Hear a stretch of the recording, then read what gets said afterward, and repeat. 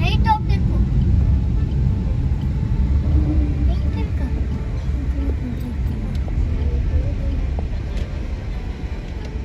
Turn right to turn right.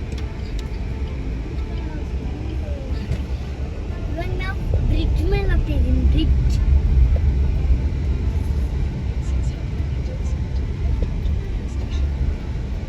Railway station.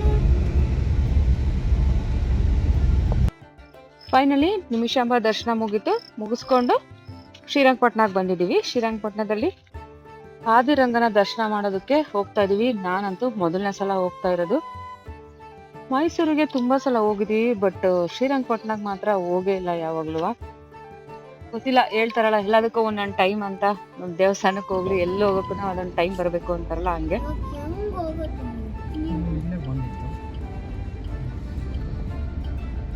ಅವ್ರು right ಅಂದ್ರಲ್ವಾ.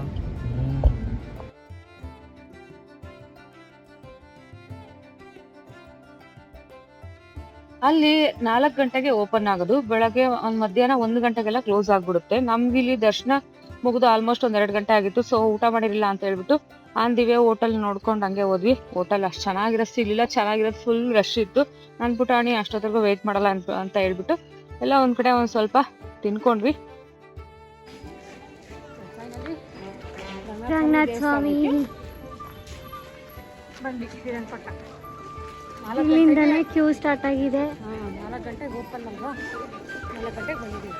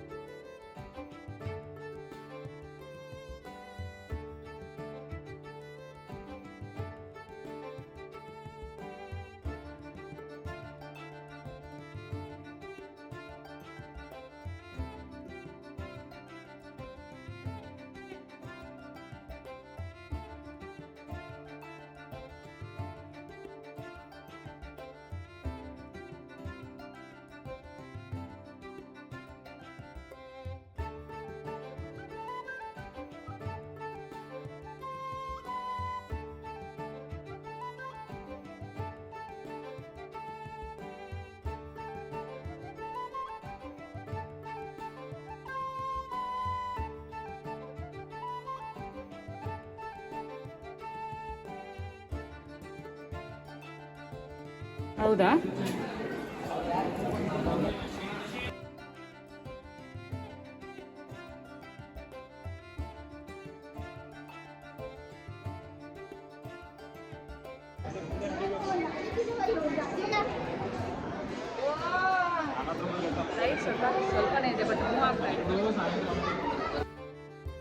Actually camera ಒಳಗಡೆ hello ಇರಲ್ಲ, mobile ಕಿತ್ಬಿಟ್ಟು ಉಡ್ಡಿ ಒಳಕ್ ಹಾಕ್ತೀನಿ ಅಂತ ಹೇಳ್ತಾ ಇದ್ರು. ನಾನ್ ಕಾಣ್ದಂಗ್ ವಿಡಿಯೋ ತಗೊಂಡಿದ್ವಿ. ಸೊ ಪ್ಲೀಸ್ ಯಾರು ಆತರ ತಗೊಳಕ್ ಹೋಗ್ಬೇಡಿ. ಯಾರೋ ಒಂದೊಬ್ರು ಲೇಡಿ ತಗೊಂಡು ಸಿಗಾಕೊಂಡು ಗುಂಡಿ ಒಳಗೆ ಇನ್ನೇನ್ ಜಸ್ಟ್ ಹಾಕಕ್ಕೆ ಹೋಗ್ಬಿಟ್ಟಿದ್ರು ಅವ್ರು ಕೇಳಿ ಬೇಡಿ ಆಮೇಲೆ ತಗೊಂಡೋದ್ರು ಮೊಬೈಲ್ ರಿಟರ್ನ್. ದೇವ್ರ ವಿಗ್ರಹ ಮಾತ್ರ ತಗೊಳಕ್ ಹೋಗ್ಲಿಲ್ಲ, ಬಟ್ ಆ ಲೇಡಿ ಬಂದ್ಬಿಟ್ಟು ದೇವ್ರ ವಿಗ್ರಹನೂ ತಗೊಳಕ್ ಹೋಗಿದ್ರು. ಸೊ ಅದಕ್ಕೋಸ್ಕರ ಅನ್ಸುತ್ತೆ ಅವ್ರು ಉಂಡಿಗೆ ಹಾಕಕ್ ಹೋಗಿದ್ರು.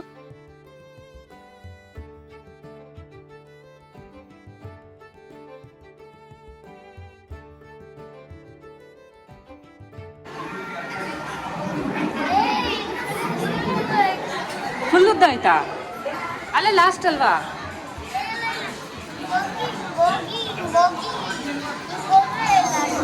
ಹೌದಾ?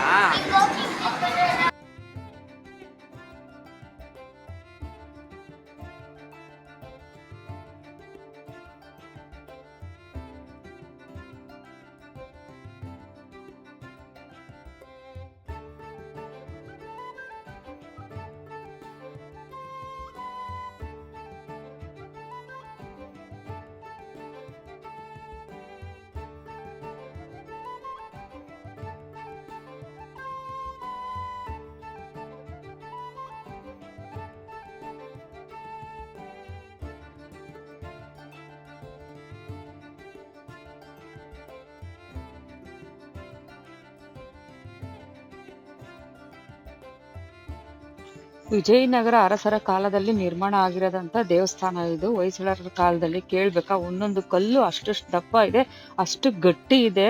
ಎಷ್ಟೊತ್ತು ಟೈಮ್ ಸ್ಪೆಂಡ್ ಮಾಡಿದ್ರು ಸಾಕು ಅನ್ಸಲ್ಲ, ಅಷ್ಟು ಪ್ರಶಾಂತವಾಗಿದೆ, ಅಷ್ಟು ಪೀಸ್ಫುಲ್ ಆಗಿದೆ. ಇನ್ನು ಹೊರಗಡೆನೂ ಅಷ್ಟೇ ತುಂಬಾ ಚೆನ್ನಾಗಿದೆ. ಹಸಿರಿನ ಮಧ್ಯೆ ದೇವಸ್ಥಾನ ಅಂತ ನೋಡೋದಕ್ಕೆ ಅಷ್ಟು ಚೆನ್ನಾಗಿ ಕಾಣಿಸುತ್ತೆ. ಆದಿಶೇಷನ ಮೇಲೆ ವಿಷ್ಣು ಅವತಾರವಾಗಿರುವ ಶ್ರೀ ರಂಗನಾಥ ಸ್ವಾಮಿಯ ದರ್ಶನ ಅಂತೂ ತುಂಬಾ ಚೆನ್ನಾಗಾಯ್ತು. ಬಟ್ ಜಾಸ್ತಿ ರಶ್ ಇದ್ದಿದ್ರಿಂದ ಜಾಸ್ತಿ ಹೊತ್ತು ನಿಂತ್ಕೊಳಕ್ ಬಿಡಲ್ಲ, ಅಲ್ಲಿ ಹೋಗಿ ಹೋಗಿ ಅಂತ ಮೂವ್ ಮಾಡ್ತಾ ಇರ್ತಾರೆ. ಬಟ್ ನಾವು ಆಚೆ ಬಂದ್ಮೇಲೆ ಗೊತ್ತಾಯ್ತು ತುಂಬಾ, ಆಮೇಲೆ ರಶ್ಶೇ ಇರ್ಲಿಲ್ಲ, ಆರಾಮಾಗಿ ನಡ್ಕೊಂಡು ಹೋಗಿ ದರ್ಶನ ಮಾಡ್ಕೊಂಡ್ ಬರ್ಬೋದಿತ್ತು. ಆ ಟೈಮಲ್ಲಿ ಒಂದು 1/2 hour ಅಷ್ಟೇ ರಶ್ ಇರುತ್ತೆ, ಆಮೇಲೆ ರಶ್ಶೇ ಇರಲ್ಲ. ಒಂದು 5 ಗಂಟೆ ಮೇಲಂತೂ ಯಾರು ಇರೋದೇ ಇಲ್ಲ, ರಶ್ ಫುಲ್ ಕಡಿಮೆ ಇರುತ್ತೆ. ಬಿಕಾಸ್ 1 ಗಂಟೆ ಕ್ಲೋಸ್ ಆಗಿ 4 ಗಂಟೆಗೆ ಓಪನ್ ಆಗುತ್ತಲ್ವಾ, ಹಂಗಾಗಿ ಸ್ವಲ್ಪ ಜನ ಇರ್ತಾರಷ್ಟೇ.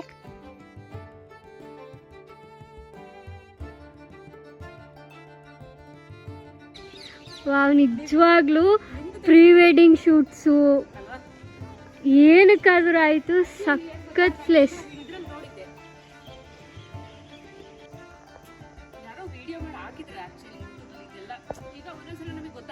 ಹೌದು,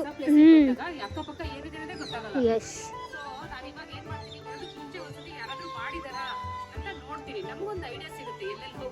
ಎಸ್, ಇಲ್ಲ ಅಂದಿದ್ರೆ ನಾವು ಸೀರಿಯಸ್ ಆಗಿ ಈ ಕಡೆ ಬರ್ತಾ ಇರ್ಲಿಲ್ಲ.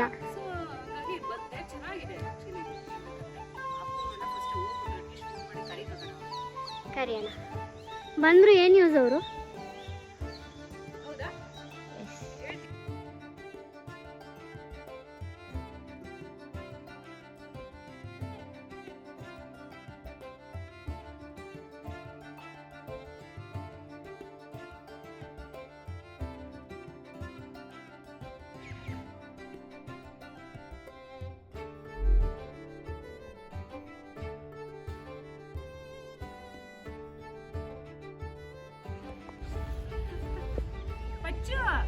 ತಣ್ಣಗೈತೆ ಪಚ್ಚಮ್ಮ, ನಿಜ ಗಲೀಜಿಲ್ಲ, ನಿಜವಾಗ್ಲೂ ಗಲೀಜಿಲ್ಲ.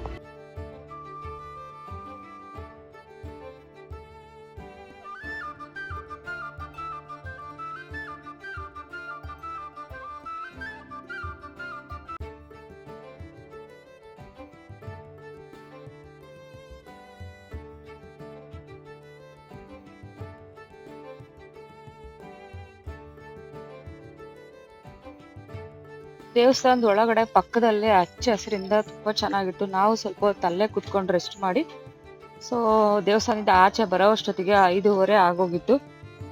ಸೊ ಫೈನಲಿ ಶ್ರೀರಂಗಪಟ್ಟಣ ಬಿಟ್ಟಾಗ ಆಲ್ಮೋಸ್ಟ್ 6 ಗಂಟೆ.